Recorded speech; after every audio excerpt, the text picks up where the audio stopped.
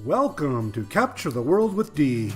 Interviews with companies and individuals to learn more about digitally capturing the built world. Video, drone, 3D tours, pictures, panoramas, and more. And now your host, a social influencer and community activist, D. Johnson.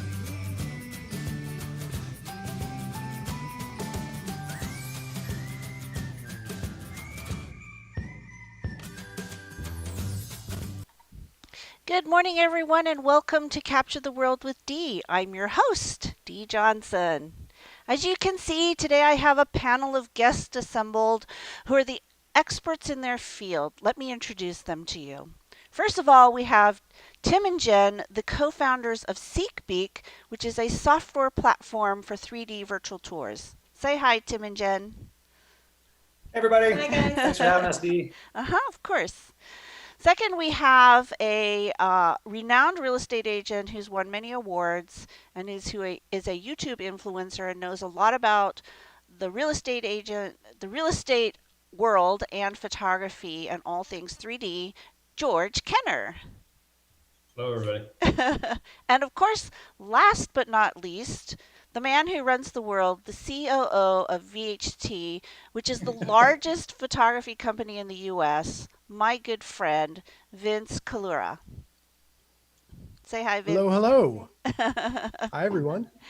So we have these three experts in the field of real estate, photography, and all things 3D.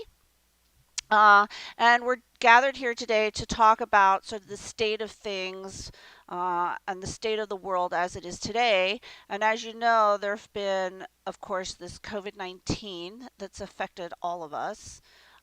There's a bunch of natural disasters. I'm in California and we are burning up over here. The fires have been crazy, and I know some of my good friends, like Kristen, have been evacuated from their homes. So it's been a scary time. There are these hurricanes in Louisiana. I believe there were some storms in Illinois. Is that correct, Vince? Yeah. Illinois and Des Moines both got hit with weird storms. Yeah, so it's just been, it's crazy. There's this civil unrest going on. There's this political stuff going on. It's been an interesting year, to say the least. Yeah, I don't think we can talk about the stuff we're supposed to talk about now, right? Because that was like a Star Wars Ball of Doom, right? Like you pretty much described a shitty week on the Sci-Fi Channel, right? Like, can somebody throw a Sharknado in just to round it out? Murder Hornet. So yeah, like now that the world is on fire, let's talk about real estate. Yeah, but all of this has actually had an effect on photography, real estate, and the 3D virtual world. So let's start out by having, let's say, George start us off by telling us how has this whole scenario affected the real estate industry. And I know that Vince will be able to add some value as well, since he's sort of tuned into that. The way that I kind of see things right now is I have a friend in Las Vegas, and I became aware of a news article there, and they were talking about evictions and for rental properties. And then a couple days later, I saw an article in the LA Times, and they were calling it the eviction apocalypse for renters. And what's happened is part of the COVID-19 issue is people were not making their rent payment, and we're keeping that money from the landlords, and it's created a real problem for the landlords.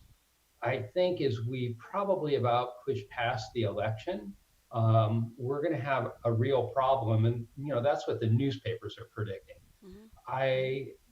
My expertise, if I can do easy transactions in real estate, but I'm also capable of doing the most difficult, which are foreclosures, especially short sales where there's a negotiation involved or roommates involved. They can get very complex, and there's a lot of legal issues. Well, I've worked on those for the last 13 years. My phone's starting to ring. The problems are starting to develop. And a lot of them are coming in from my peers, from other realtors saying, how would you handle this? How do I do this? How do I do that? And one of the awards that I won was called Champion of Home. There's 200,000 realtors in California, and I was one selected to be Champion of Home. And it was for helping all of these people with distressed properties. And what I kind of feel is not right, maybe so much today, but in the very near future, and in real estate terms, that's between 6 months and 18 months away. We're going to have some real issues that are going to have to be addressed. So you think there's In going to be 2007, we have a very limited amount of property on the market right now. There's normally, in a slow market, there's about 1.1 million homes that are available on the market. Right now, there's about 600,000. So the bidding prices for these properties, for the available units, is really very high. But this was exactly what happened before the crash. People were standing in line to buy houses. It had turned into a business. Well, flipping the homes and investing in them had become a business. Well, right now, what I see is a lack of availability. And then you're going to have a lot of renters out there, roommates and stuff, that were paying in California. To be a roommate, you can pay $1,500 a month. If you haven't made that payment, now you have enough money for a down payment. We're in a crazy situation that is developed. Interesting. So what I saw was that typically the spike in sales of homes is in May. Is that correct, Vince? Yeah. We definitely see May and June are busy months depending on the market. And we didn't see that spike this year, right? It was pushed back. So tell us, Vince, a little bit more about what you saw. So yeah, I mean, it's sort of like the entire industry caught a really bad cold, right? COVID, it's my opinion that COVID sort of created, sort of pent up inventory, right? March, April, May, nobody was doing anything, right? And when they were doing something, it was extreme circumstances. So we saw new listings that we were servicing definitely dip down. They weren't hitting the sort of trends we were used to. And there was a lot of variance in the markets, right? Like oddly, Des Moines was this strange gem of a market that just was puttering along like my mother-in-law on a go-kart, just completely unaware that we were racing. And that's a really specific reference, but we're going to go with it. And now, like, July was our best month ever. And then August, probably our best month ever as well. So, there's always a rebound effect when the industry has something that bucks its trends, right? It's really the longer term stuff that, really poses the interesting questions, right? Will we have, in many of our markets, right, winter is our dead season? Is it going to look like that? I don't know. Yeah. And I want to circle back to George. You have to send me that article because Eviction Apocalypse is probably the lamest name ever, which will become a Sci-Fi Channel movie at some point. It came from the LA Times, and kind of a liberal paper. Well, I've seen it floated around a few times, the phrase, so it's catching on. Well, just last night in California, I believe the governor is about to sign, it passed something, and the governor is going to sign another eviction moratorium. So you're not allowed to evict anybody till the end of the year. Right, so but so yeah, I mean, that I'm going to assume that article talks about the effect of that, right? Like, so evicting somebody is not typically, at least, it's not a problem that goes away, right? So George is the owner of my home. I'm renting from George, right? George is told he can't evict me. I'm just racking up debt to him. Yeah. So now, not only after the first moratorium and the second moratorium is he going to evict me, but now in all likelihood, I'm probably going to claim bankruptcy. And I haven't read the article George was referencing, but I can only assume they're talking about, sort of just like I was talking about the pent up supply of real estate, right? And the pent up demand that happens. It's going to be the same thing with evictions, unless there's some crazy, real estate version of the PPP program type thing, right? Like, what do we do with that? Yeah. The other thing I've noticed in places that are high rent, like San Francisco, people are now moving out of town because they're working from home, and they're like, well, I could be anywhere. I don't have to be in the city. So there's this exodus, and so there's a flood of new listings in the cities. Now I know that COVID has affected the U.S. in different ways. So depending on where you're located, it is different, right? It's not the same for everybody. But certainly in the Bay Area where I'm at, it's much more densely populated, and so we got hit harder. Um, so I see that Well, look what shift as just well. happened, right? Everybody is now working from home, or many Yes. people are working from home, and every business now realizes, okay, we can still survive with that. So just like you guys over at SeekBeak, you're sharing the dining room right now, right? I'm going to guess SeekBeak probably has an office that's probably better for working, right? But you're not doing that right now. And if that's not the case, that's fine. But every American family now has to deal with one or two spouses working from home Hmm. and kids learning from home, right? My wife, the dining room looks like this, right? Like she's got a gamer chair there, she's got her computer set up. We have a fairly big house for New York City, but it just became a little bit too small. So what you were just talking about, D, people are starting to look at moving out of the Yes. area. Yep. It's a really common conversation. It makes a lot of sense. Yep. Not So only that, but companies are realizing that they're allowing their employees to permanently work from home now, the ones who want it. And there's a high percentage of people that are saying, hey, you know what? Commuting an hour a day sucks, yep. and I could really use that time to, for better things. So the companies are saying, hey, you know what? You can stay at home and you can work remotely. So there's this whole glut of people that now won't be returning to the office, even when things kind of settle down. Yeah, it's changing. There have definitely been effects in the real estate market. So Vince, can you talk to us more about the effects of all of this as far as photography is concerned? Sure. So, overall, we're talking about a little bit of a rebound effect with the moving of the market, right? Like May, June, April, May, June, right? Dogs of months for us, and now things are really, really busy, Hmm. right? And that's a truth for most of our markets, if not all. What we're seeing is, it's sort of interesting challenges. I will say during the worst of COVID, our 3D utilization went up massively, right? Yes. VHT Studios, we shoot 100,000 homes a year.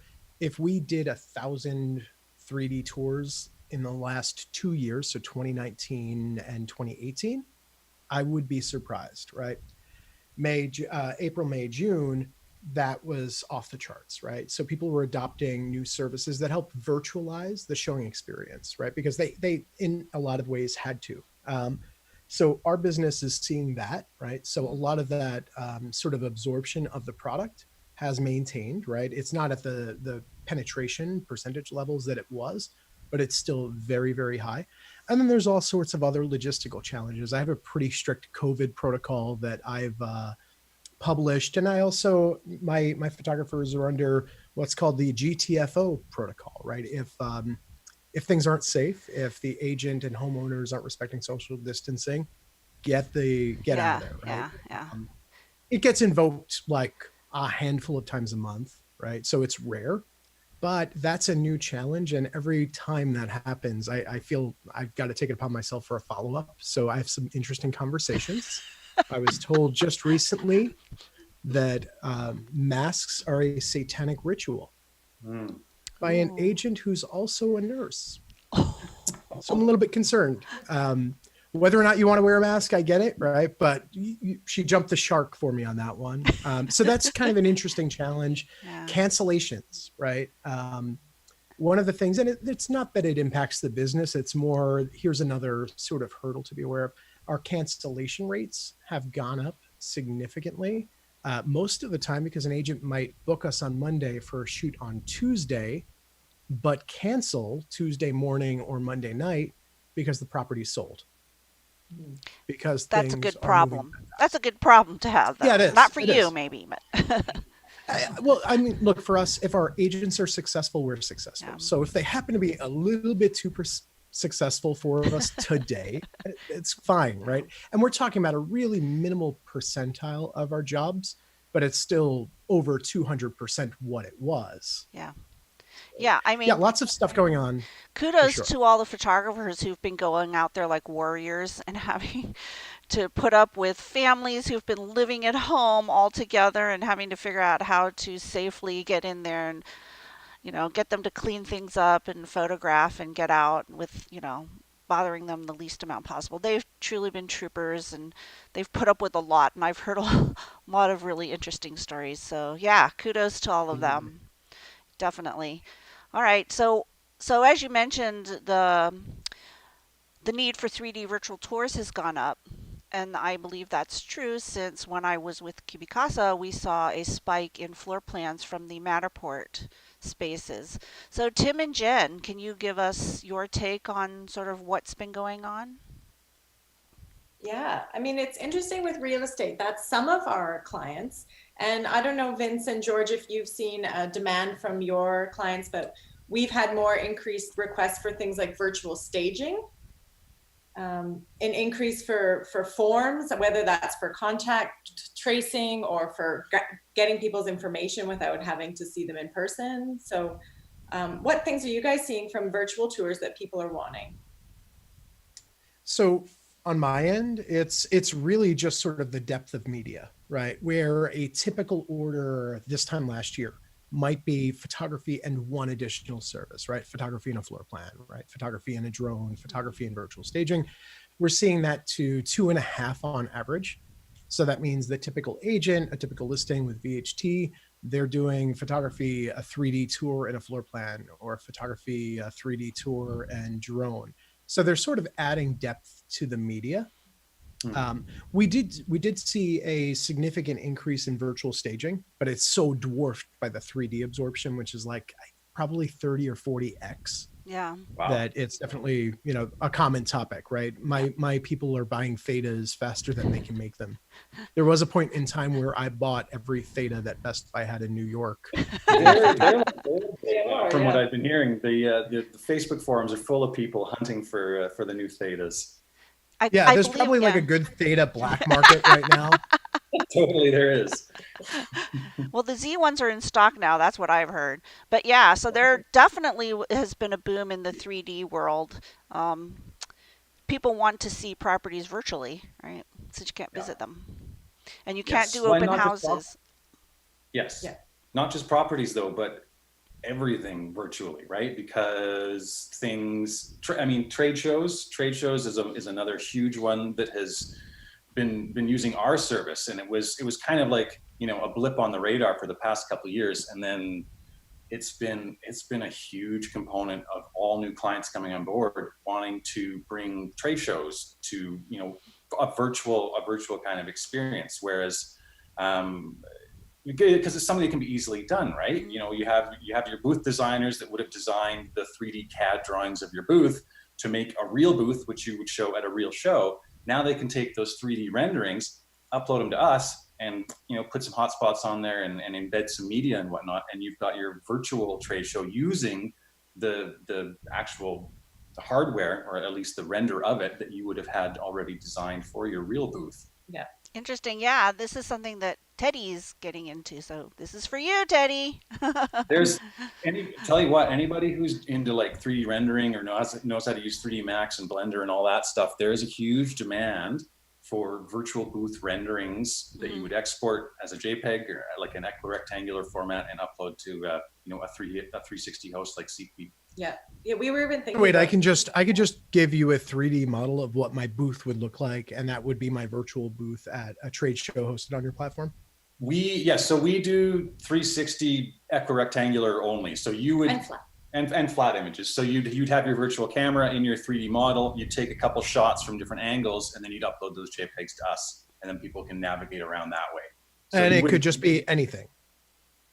Whatever you want. Yeah. Can you just send me a roster of upcoming trade shows that you're hosting? Because I feel like I want to buy in just to stick like a T-Rex in, just to have a little bit of fun with it, right? Like I've got models sitting around that I worked on for something. Right. Well, we recently did one with Comic-Con. Yeah. Like they did a trade show.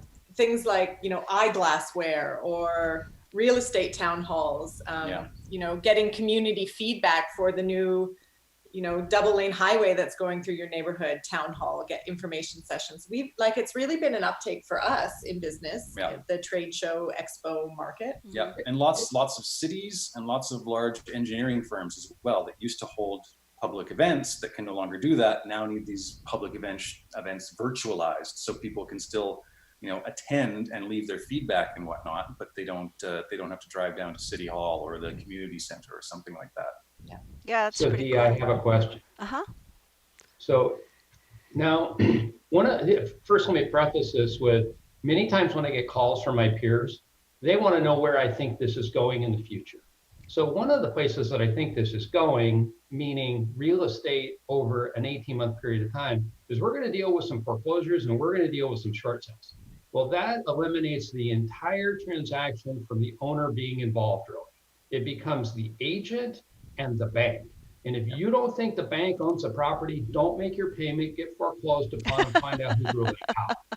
Now, when I started out, when I started into photography before 3D tours and everything, the reason that I did it, it was very hard to get a photographer to come out to the property, meet me at the right time. I'm just going to say there was friction in my marketplace between realtors and photographers and the quality of work they were doing. So I thought, heck, I can do this. I even got to the point where people asked me, are you going to be a broker or a photographer? And I said, can I be both? It's not that big a deal. We're getting into more and more the democratization of images with, I can think of one photo app called Photo Perfect that's $7 to start. It's $1 a month, basically. And it'll give you as good a picture in many cases as what I was buying. So now, having said that, I think one of the things that's going to happen, let me preface this with, for a long time, realtors are driven by the tech guys. The tech guys come and tell us what we need. Well, reality is we tell the tech guys what we need. There are 2 million realtors in the United States. There are many fewer photographers. So now what I kind of see happening is, if you have heard this, but it sounds like the CDC has really modified the COVID numbers down to where it's like 10,000 died of COVID. The rest died of comorbidities. Now that's coming out and we're going to deal with it. I mean, irrespective of anyone believing whether it's true or not, it's in the news media and the CDC released it. So many of this, is the mask important? All those conversations, by the time the election is done, I think will be finished. What we need to do is look at the new markets for our product, because I think we've already shifted. I think the shift has taken place. If you go to the Arizona Department of Health, you know how many people were hospitalized yesterday in a state of 7.3 million people with COVID? 3. That is not a pandemic. So what's happening is, whether I'm right or wrong, if that is the perception, our market is going to spin. We may come back to something into a normal. Now, if I were a photographer, what I would be doing, and here's why I bought my camera, why I bought my Matterport. I didn't want to go out and compete against somebody else that was providing the service.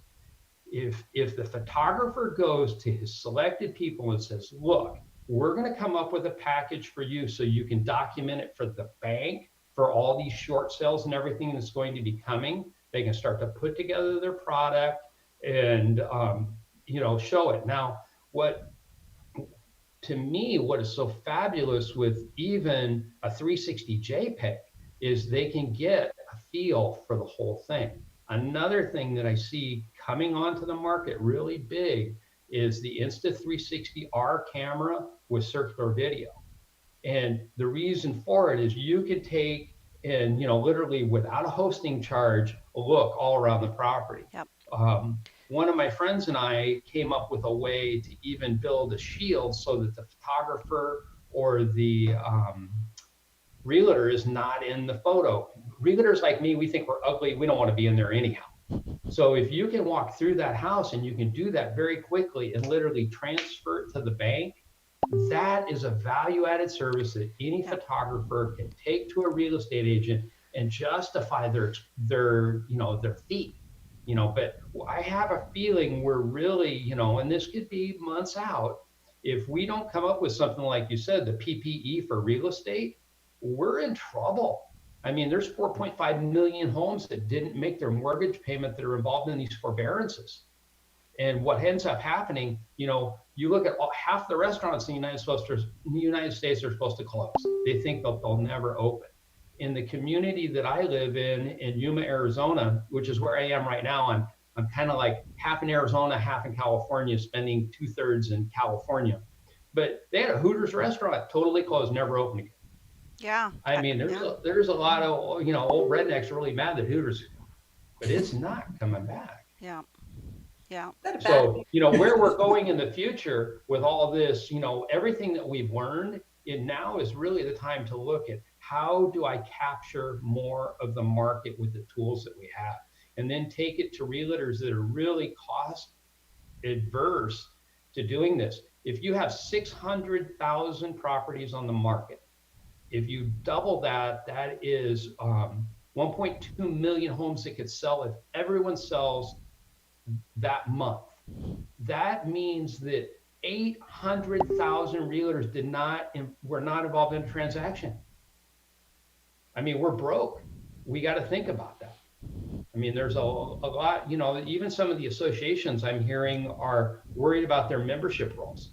Is it probably a cheap membership, to maintain your MLS and pay your dues is about $1,400 a year. Yeah. So if you haven't sold a home and it's kind of a part-time gig for you, yeah, I mean, Well, I think you just kind of touched on something though, George. We have a lot in our industry, and I'll say both parts of our industry, right, on the realtor end as well as the photographer end, who are sort of casual, right? Like I'm thinking about like family members that were a stay-at-home mom, sold, Arbonne, and were also a realtor, right? And they did 1 or 2 listings a year, maybe, right? Or they were just on the buy side of the transaction. There is definitely some thought to say, I hate to use the term thinning of the herd because these are all people, right? But I think there will be an exit from our industry and sort of a concentration. And, I would venture to guess, if I look at my numbers, where our business is coming from, right?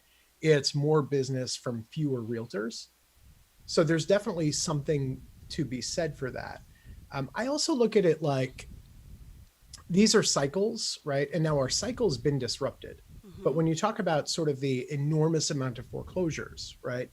What I see is short-term and mid-term pain, right? That's going to suck for you. It's going to suck for me. It's going to suck for everybody here on this panel. But those foreclosures will get transferred into the open marketplace and will become tomorrow's inventory, right? Or, unfortunately, probably 2022, 2023. So just like we're experiencing, or at least on my end, we're experiencing sort of a spike in inventory right now, or a spike in action right now because of that pent up demand. I think we're going to see the same thing. And now I would say the smart savvy realtor and the smart savvy media provider who do the value added services, who build the bundles as you're talking about, they come out ahead because they're going to capture market share. They're going to refine their business. It's evolution, it's natural selection, or in this case, horrible, unnatural, natural selection in a lot of ways. So hopefully that doesn't sound dismissive. I'm actually agreeing with you. I'm just going the long way about it because I look at it like it's not the status quo, and this industry is due for a change. And there's been a lot of innovation that's not really taken off until now, right? Yep. So I would say that smart realtors, smart media providers, people who are thinking much in the same way you are about pivoting. What is it that I can do tomorrow, right? Or today to set myself up for tomorrow is going to be key for sure. So there's a lot of new hardware, software that's coming out. There seems to be this shift from professional photographers to agents taking their own pictures, 3Ds, whatever. So how do you feel about that, and where do you see that going, Vince? So I always love this conversation. Every time Apple releases the new iPhone, right? Like quite literally every time since the iPhone 5 or whatever, right? My part of the industry sees it as it's the next apocalypse, right? iPhone apocalypse. Yep. And, just as George said, there is a democratization at the technological level. Mm-hmm. Absolutely. If you were to capture something with your iPhone, right, it would have 85% of sort of the technical value of something that I would produce as a photographer who's been doing it for 20 years, right? The 15% isn't going to make or break the visual, right? So I think what's going to happen is the sort of the survivors of this, or the people who thrive in this, are the ones who are not selling themselves and not basing their value simply on megapixels, exposure values, stuff like that, right? It's really, at the end of the day, it's the prowess to use it. So just like I could, in theory, I think I know enough about this industry to successfully compete my own transaction if I wanted to sell this, right, for sale by owner, right? That's not for me. There's plenty of people who are going to go FISBO and they'll be successful, right? I value my time differently. So I would probably still invest my time with an agent, right? You are going to see, you always see this sort of pendulum swing, right? You'll see people go towards DIY. And for me, I encourage that, because ultimately what it does is it forces the bar to raise in the industry. And what I mean by that is, let's say this is, this panel right here is our entire industry. So Dee, you're a realtor, Tim and Jen, you guys are realtors, and George, you're realtors. Three of you go ahead, you get the latest and greatest tools, and you create imagery that's actually better than what my company was doing 15 years ago and most photographers were doing 10 years ago, right? You're raising the bar. And now I have to work that much harder to offer superior imagery, right? So I kind of, it definitely short term causes concerns, but it's really the cycle of innovation, right? What that means to me is the photographers who are successful after all four of you have bought the latest and greatest gadget camera technology, the photographer who's going to be successful is the one who produces breathtaking imagery, and the one who offers value beyond just pictures, just photographs. Correct. So it's sort of, you have to look at it with an infinite mindset. It's there's no game over, right? Chicken Little tells me the sky is falling. The iPhone 12 sensor is awesome. But the fact of the matter is, and George, I haven't looked at your stuff, but knowing you four are not considering yourselves photographers, what I can do with my iPhone X or 11 beats what you can do with your iPhone X or 11. And it's up to me to make sure the value's sort of seen as me as the provider, me as the photographer, not you got a great camera, which is sort of the worst compliment. Nobody ever tell me that, please. So here's one of the things that, and this is part of the disconnect in our industry for realtors. What I want to do is, see, I am not, I own a Matterport camera. I got it as a sales avenue. I really thought that I could build a Matterport business around it. And, that was the way it was pitched to me. But many realtors do not like Matterport cameras because it shows too much. Well, there's that issue too. Yep. So now here's what a realtor wants to do. A realtor wants to bring the person to the property so they can smell the chocolate chip cookies that are cooking there. They want them to feel themselves and have them sit down on the patio and look at the view. That's what sells homes. The home sale is transacted between the husband and the wife outside within probably 3 minutes of separating from the realtor leaving the property. Is they look at each other and they go, hey, you like it? Hey, yeah, you like it? Okay, so now what are we going to do, honey? And you can tell by what every real estate agent would like to have is a recording of what took place in that conversation so they know what they're really dealing with. Because one of them's going to be told, you raise all the objections and I'm going to try and reduce the price. That's what they do. It works the same way in cars. It works the same way in houses. So what I want to do is I only want to get enough information to them to get them to the house so they're placed in the position to make the decision. Because for the most part, they don't make the decision. In the Matterports that I've used, I sold a condominium on a Carlsbad golf course, which is PGA, Tiger Woods goes by. Sold it to an artist from New York City. She never saw the property. But guess who did? Her dad. It was an investment. I sold another one where the people were from Japan, never saw the house. But their agent walked through to certify it with their iPhone, pointing it around inside the house. this technology all works, but they still want to be centered or feel as though they can get as close as possible to that house. One of the problems that we're going to have, and if my projection for the drop in the economy is the cost to do this. One of the things that happened last time, and for a photography company in San Diego, what they offered to do was do all the photography for the house and not collect until it was sold. That upped their game by quite a bit. Another photographer that I know he went out and modified his stuff in Palm Springs, releasing the copyright, because he didn't really care about it and realized he'd never used the photography from the interior of a home ever on resale. It was a principal thing, and he says, hey, I'm going to let the principal go. And all of a sudden, his business took off. It's those things that are going to make a difference. It's our ability to kind of say, here's what I think is happening. These are things that I can try, and they're not really going to hurt me. And when I talked to this photographer in Palm Springs, I said, if you just modify your contract and you just say you don't like it, all you got to do is modify back. He was like, you're so right, George. And, he was also a realtor, but 90% of the money that he makes is from photography. So, how this all changes and how we all stay in business and pay our bills so that we can enjoy our families and loved ones. I feel like we're at a game changer right now. Well, nobody really knows what's going to happen. Just like in March, we had no clue what was going to happen. Right? So, yeah, it'll be interesting to see. I have a fun idea. Oh, no. So, yeah, check this out. And Tim, Jen, George, you guys have to agree to be game. Otherwise, this is garbage, right? But I think what we should do is we should publish or keep track, a list of the points, right? Where George sees it going, where Tim and Jen see it going, where I see it going, where you've talked about, right?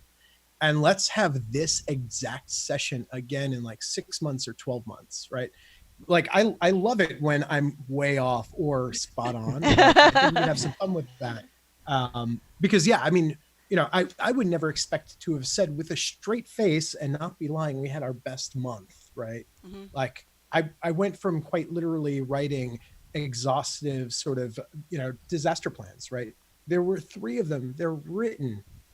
It's horrible. It was the worst week or 2 of my life, to saying, okay, cool. We got through it. Now we can care for our people. And, that was not expected. Yep. Right. And I think there's a lot of different ways this can go.